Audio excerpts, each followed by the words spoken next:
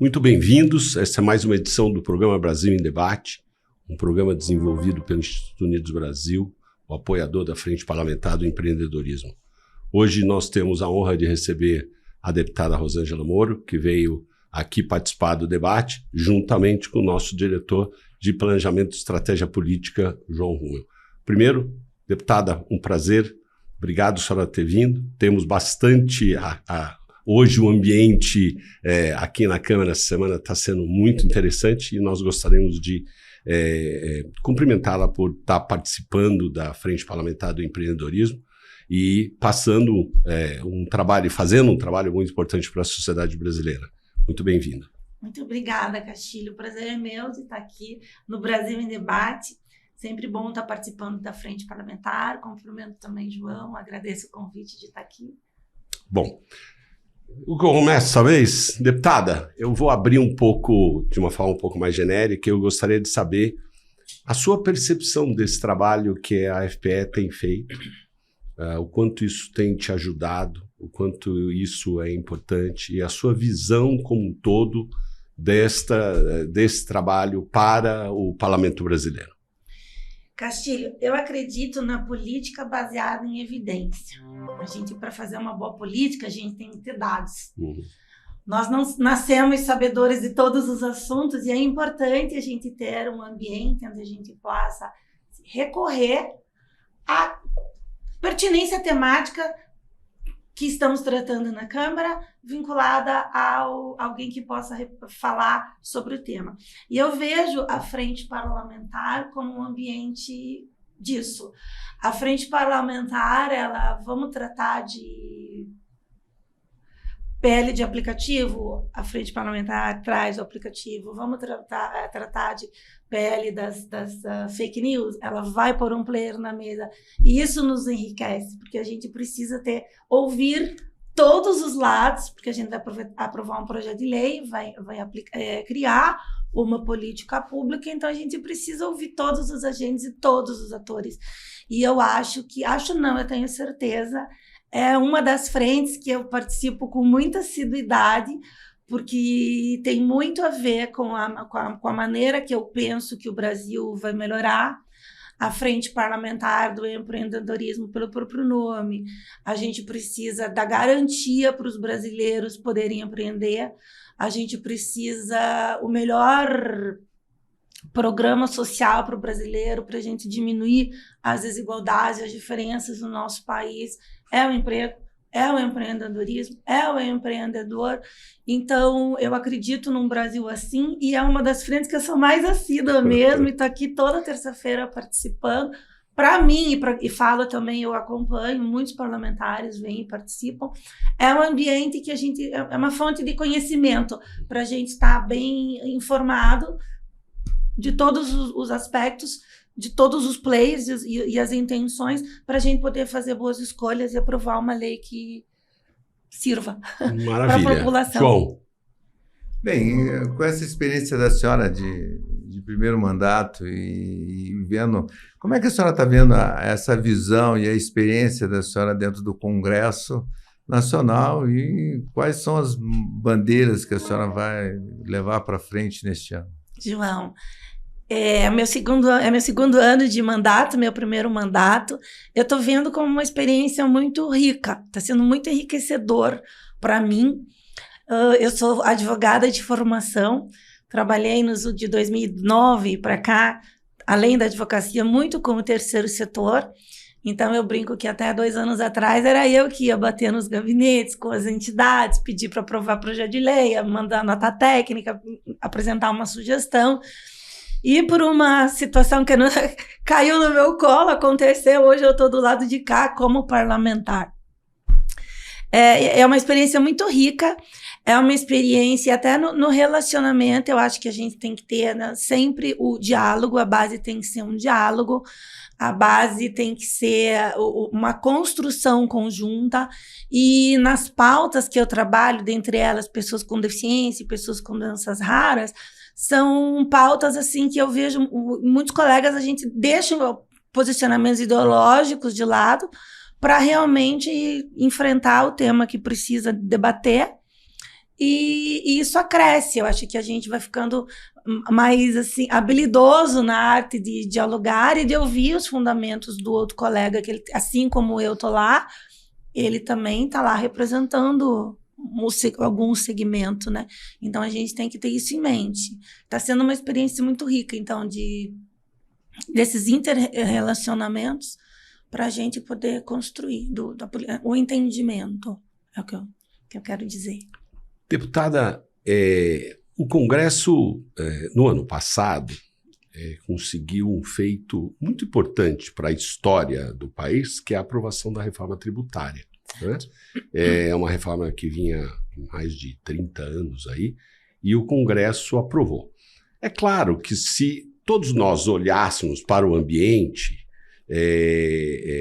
foi o que alguns membros do Congresso já declararam que foi a reforma possível, né?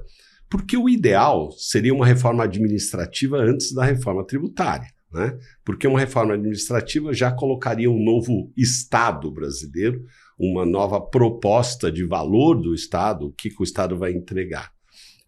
Mas a reforma tributária foi aprovada.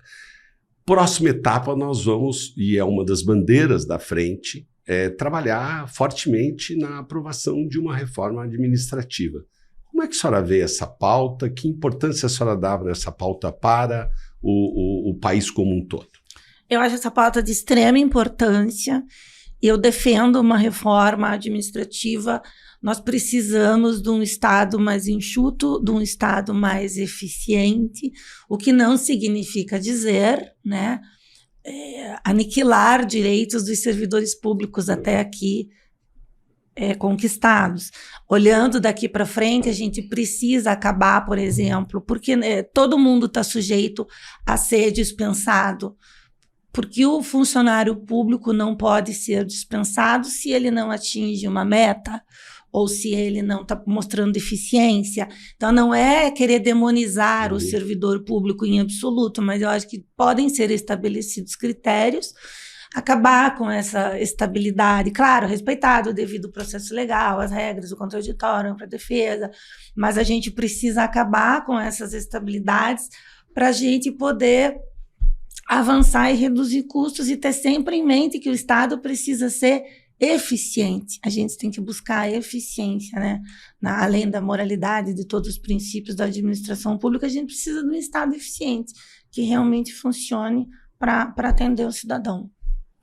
E a senhora, dentro dessa visão, a senhora acha que tem o espaço hoje para a sociedade entender isso? O que é essa reforma administrativa? Não é tirar privilégios, é administrar isso. A senhora estava dentro da carreira pública. Como é que a senhora vê isso dentro do próprio funcionário público para esse debate com a sociedade? Estão preparados para esse debate?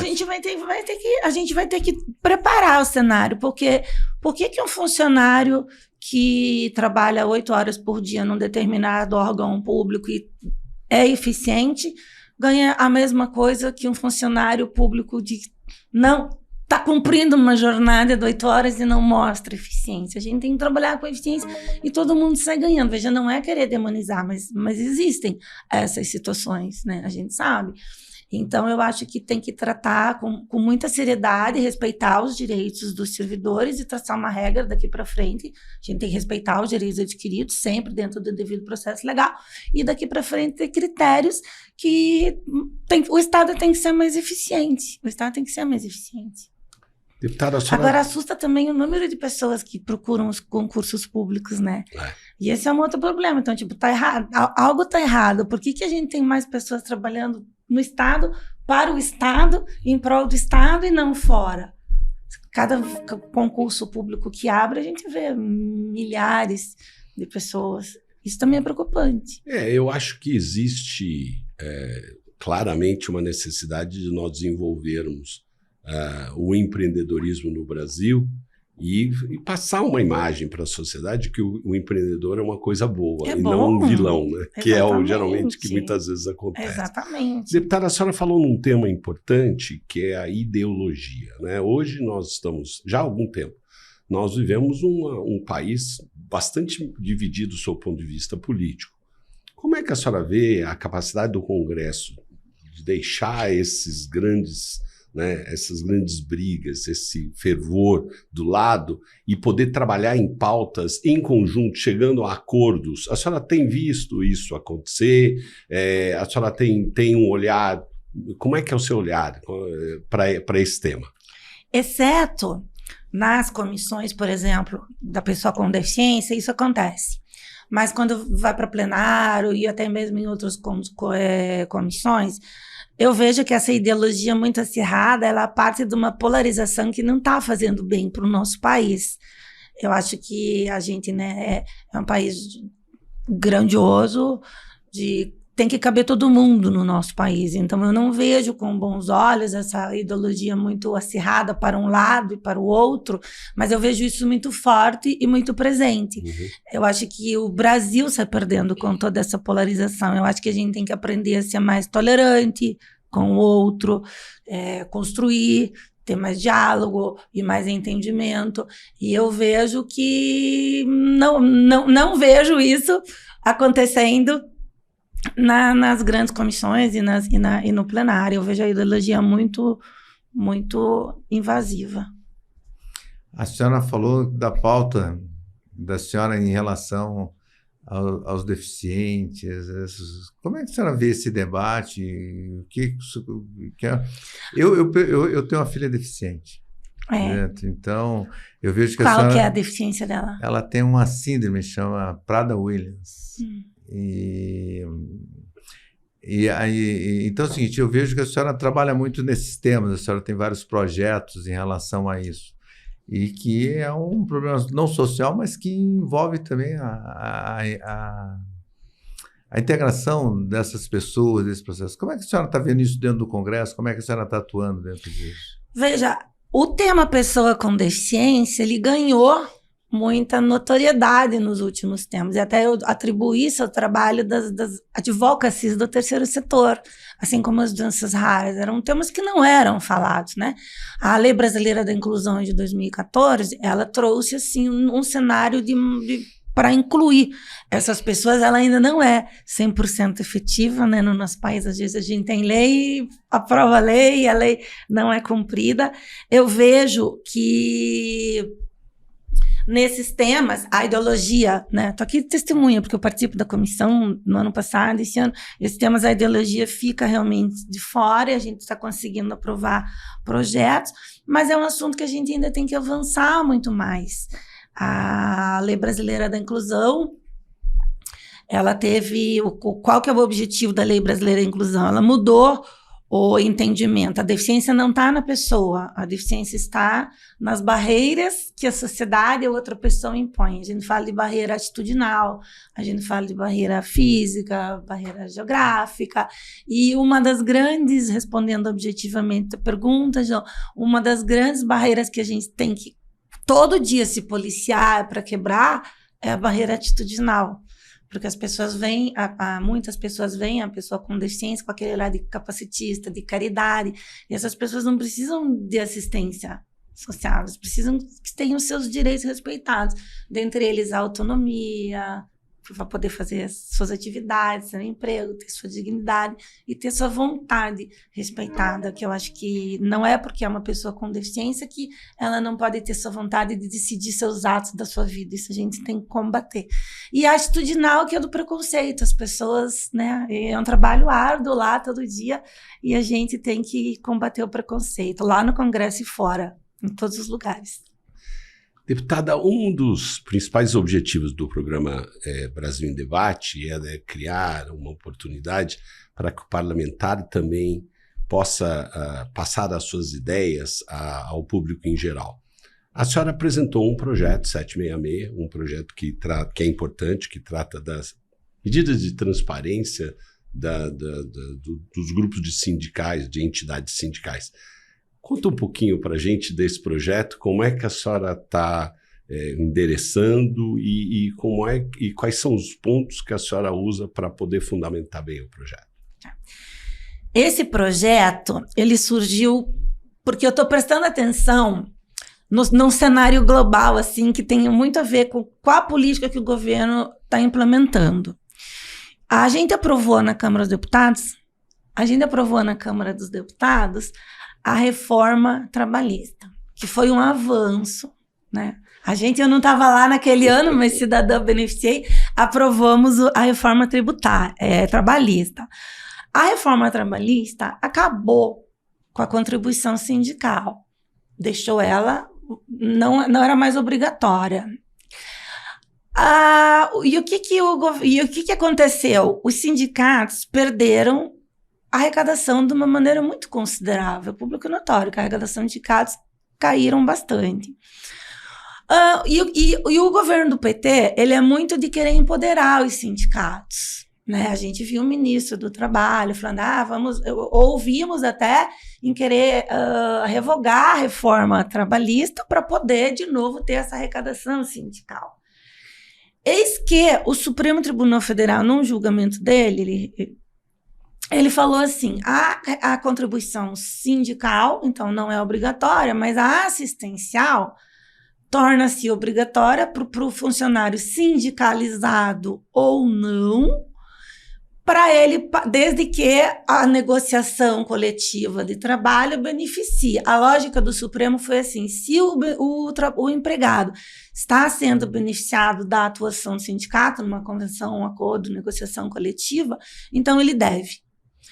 Antes da reforma, era para o funcionário, com a reforma, para o empregado contribuir, ele tinha que autorizar. Agora, inverteu-se a lógica. Então, se eu não quero contribuir, eu tenho que ir lá me opor. E isso já gera uma dificuldade, porque esse funcionário está sendo chamado, convocado para as assembleias, tem um canal de oposição facilitado ou não. Tudo isso para dizer que, com a decisão do Supremo Tribunal Federal, que permitiu a contribuição da assistencial do funcionário, via que seja beneficiado com uma negociação, um acordo coletivo, eu comecei a prestar atenção que todo projeto de lei que o governo manda, ele submete para uma negociação coletiva de trabalho. Daí é o cenário perfeito para tangencialmente embutir a contribuição. Todo empregado sabe que ele não é obrigado a pagar. O empregado que não quer pagar, ele está sendo informado quais são os caminhos que ele tem para não querer pagar. O funcionário se sente representado pelo sindicato. Não vamos demonizar os sindicatos, mas ele se sente representado pelos sindicatos. Vou além. O funcionário que quer participar da direção do sindicato, ele pode? Eu não preciso pagar para votar e exercer meu direito de voto, nós não precisamos. O sindicalizado precisa. Então, vamos abrir esse problema e verificar o todo, porque o que o governo está fazendo é isso. Veja, no projeto da igualdade salarial, que a gente já discutiu aqui, a controvérsia se é mesmo um projeto de igualdade salarial ou se é um projeto para fiscalizar todo o custo e impor mais mecanismos para o empresário, para o empregador, para o empreendedor. Lá nesse projeto, tá lá, mediante negociação sindical. Porque ele legitima o sindicato cobrar. Então, esse é o ponto desse projeto. No projeto dos motoristas por aplicativos, o cara quer trabalhar mais de 12 horas, tem que ter uma autorização, uma negociação sindical. Por quê? Por que o sindicato que tem que dizer? Esse é um ponto. Mas e o outro ponto é justamente esse. Então, tem que ter uma negociação coletiva, porque daí eu posso ir lá cobrar do trabalhador. Então, esse é o cenário, e daí surgiu esse projeto, e vai além. Por que os sindicatos, assim, de novo, não precisamos demonizar os sindicatos, mas muitos se servem, funcionam como militância de ideologia, de partido, e isso não é bom. Os sindicatos têm que representar a categoria. Então, a gente foi além, então queremos transparência nas eleições sindicais, queremos que o funcionário que queira ser dirigente não precise. Por que tem que pagar para ser votado? Por quê? Vamos ampliar esse debate. Queremos, já há uma lei, a 9504, que veda a repasse de recurso em dinheiro é interessante essa frase, dos sindicatos para partidos e políticos, mas isso é na época da eleição e depois. Então, a gente propõe isso, é um PL da transparência sindical, mas para proteger o empregado, que não precisa contribuir se não quiser. Nós temos uma experiência já, que a gente está vivendo isso, né?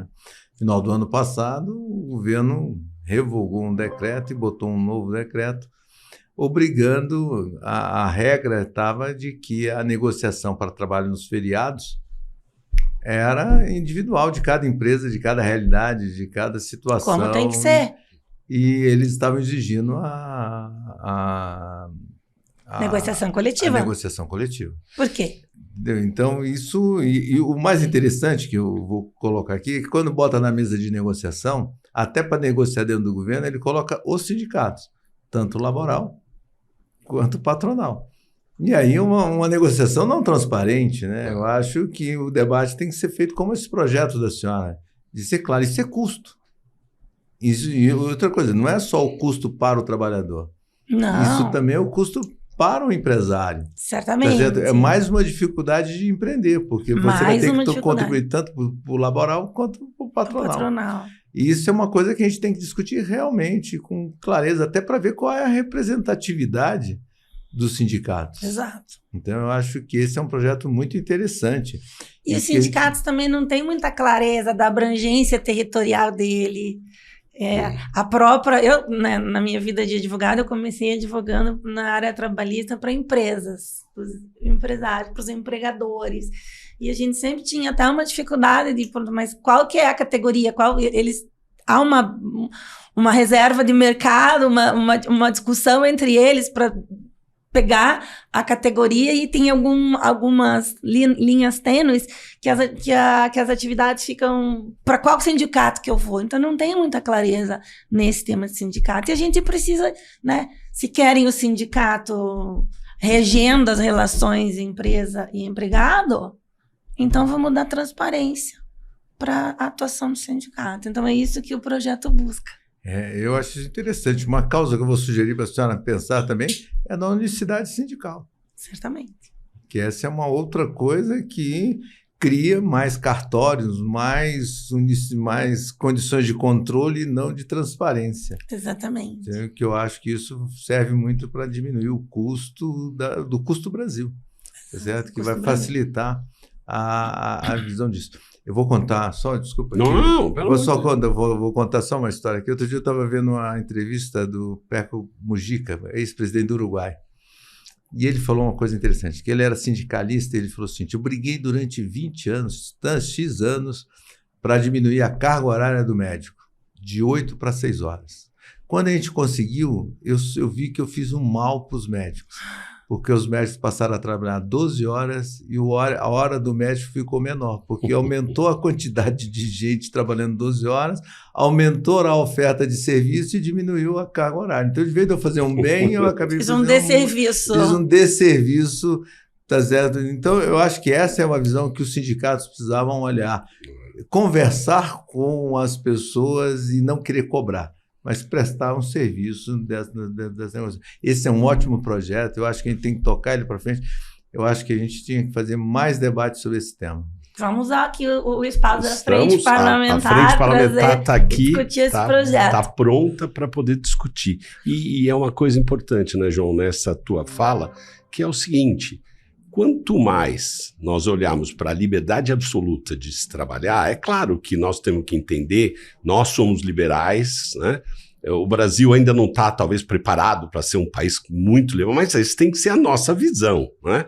E quanto mais deixar a própria categoria, o próprio mercado ditar quais são as regras, melhor vai sair, né? Você evita de cometer algumas bobagens como essa. Uns desserviços. Nós estamos no programa Brasil em Debate. Hoje temos a honra de receber a deputada Rosângela Moro e o João Henrique Rummel, nosso estrategista político. As considerações finais. Deputada, nós temos aí um ano com eleições no segundo semestre e um ano que nós vamos tem muitos temas importantes. Como é que a senhora está vendo essa possível corrida que o Congresso vai ter que fazer para poder os parlamentares aprovarem esses projetos até a metade do ano, porque a segundo semestre os parlamentares vão estar envolvidos muito nas eleições de municípios. Como é que a senhora está vendo aí esta pressa e como é que está sendo a pressão em cima da senhora? Tem alguns temas que o Brasil não pode parar, né? A gente tem que concluir os estudos da reforma tributária, dos grupos, temos que regulamentar. Nós temos que pensar, não sei se a reforma administrativa entraria nesse primeiro semestre, né, para muitos parlamentares é um tema prioritário, temos que aguardar ver como que o presidente da casa e as lideranças vão se pronunciar, e eu acho mesmo que vai ser um primeiro semestre muito corrido, vão vir pautas, assim, as pendências que foram deixadas nos últimos meses vão vir à pauta, vamos ter que encarar e votar, porque no segundo semestre, realmente, muitos colegas vão estar envolvidos nas suas bases, com as eleições, que também é importante, né? O envolvimento. E é isso. João. Primeiro, parabenizar a senhora pelo excelente trabalho e participação, eficiência Obrigada. Dentro do Congresso e apta a esses debates importantes. Eu que agradeço. E essas iniciativas de defender o empreendedorismo e diminuir o custo do Brasil. Exato. Tá. Conto com a frente para a gente discutir aqui com bons nomes esse projeto. Contem conosco. Deputada, muito obrigado pela sua presença, pelo seu tempo, pela sua dedicação e, acima de tudo, pelo seu entusiasmo de defender essas pautas focadas no empreendedorismo. Muito obrigado a todos. Thank you.